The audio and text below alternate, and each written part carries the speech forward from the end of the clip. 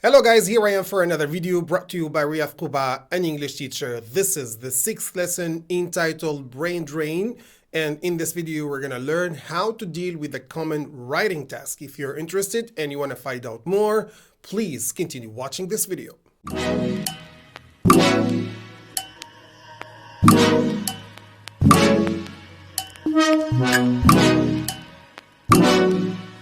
Welcome back. This is a three-part series in this lesson entitled Brain Drain.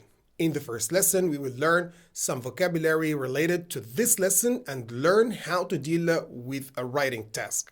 In the second one, we will talk about the push and pull factors of migration. And in the third one, we will talk about the implications and repercussions of this phenomenon and provide some solutions. So, if you're interested, please subscribe to the channel so you can get notified whenever I upload these videos.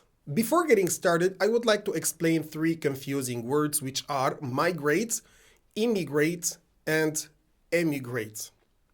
First, migrate is used with people and animals, and it means to move from one place to another, often on a seasonal basis. For example, I can say monarch butterflies migrate from Canada to Mexico. In contrast, immigrate is used with people only, and it means to come to live permanently in a country that is not your own. For example, I can say since the Tunisian Revolution, a lot of Tunisians have immigrated to European countries. Similarly, emigrate is used with people only, and it means to leave a country permanently and go to live in another one. For example, I can say Sandy decided to emigrate to Canada for work. Let's move on now to this 2020 writing task. In this type of writing, the students should develop these notes into a 4-line paragraph about brain drain. As you can see, the table contains information about the definition of brain drain, its factors, and the most affected countries. Actually, this is an easy exercise to do if you follow these instructions. First, read the notes carefully more than once to figure out what the topic is and what the notes revolve around. Second, read them once again and try to develop these sentences in your head. Third, use all the notes you have and don't add any new information. Just stick to what you have in the question, because in such types of writing, you're not supposed to add new ideas. You are supposed to make coherent sentences. So my advice to you is do not complicate things, because simplicity is the real beauty. Fourth, punctuate your sentences. Students tend to write sentences next to each other without any punctuation marks between them. This is called run-on sentences, which are a problem because they make it difficult to tell where the sentence or where one sentence ends and the next one begins. Here is a simple example to understand how important and essential punctuation marks are. In the first sentence, we have, "Let's eat, Grandma." In the second one, we have, "Let's eat, Grandma," with the comma.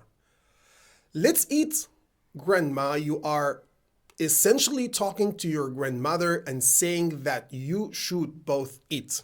The comma between let's eat and grandma indicates that you are directly addressing your grandmother.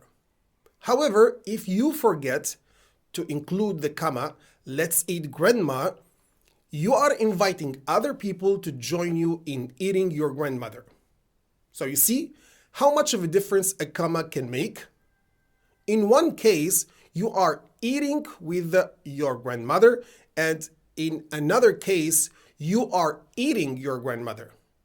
So what does this mean? This means that commas matter and save lives. This is when it comes to comma, let alone full stops and the other punctuation marks. So they do play an important role in guiding readers through your sentences. They separate parts of sentences at important points and make them easy to understand. Is it clear? I hope so. Let's take this sample correction and see what we've added. The words in red are words or expressions the students are supposed to add. I'm not going to complicate things and write an advanced paragraph. You are not supposed to come up with new ideas or use advanced English to get the full mark. As I said earlier, simplicity is the real beauty. So let's read this paragraph together. Brain drain is the migration of well-qualified professionals from poorer countries to developed countries seeking better standards of living. There are many reasons behind this phenomenon, which can be classified into pull and push factors. To name a few, people emigrate because there is a scarcity of job opportunities in the countries of origin. However, there is a high demand for labor in developed countries. African countries such as Nigeria, Ethiopia, and Kenya are the most affected by the immigration of their highly skilled workers. As you can see, the paragraph is very simple, it's not too long, and I haven't added new ideas. I've just developed these notes into coherent sentences. So to be on the safe side, develop each line in the table in one simple sentence containing a subject, a verb, and a complement. As simple as that. Two important things you should take into consideration are punctuation and capitalization. So do not forget to capitalize the first letter after full stops.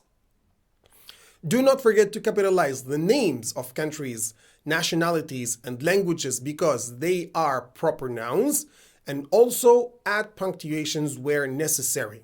Here there is a problem. For some students, a whole paragraph is one sentence. No comma, no full stop, and no semicolon. Another mistake students usually make is related to the subject-verb agreement.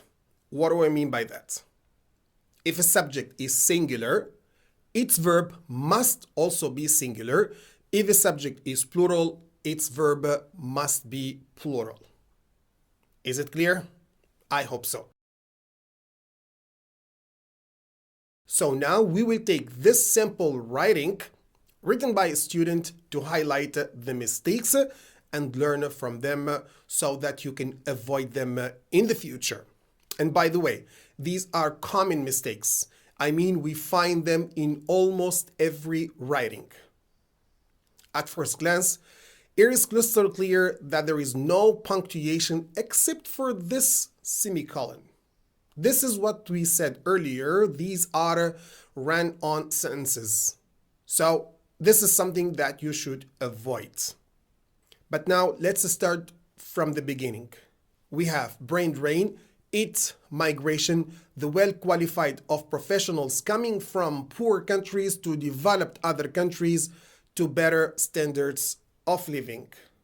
So the first mistake we have here is brain drain, we have two subjects. So it is better to start with the topic you have in the question.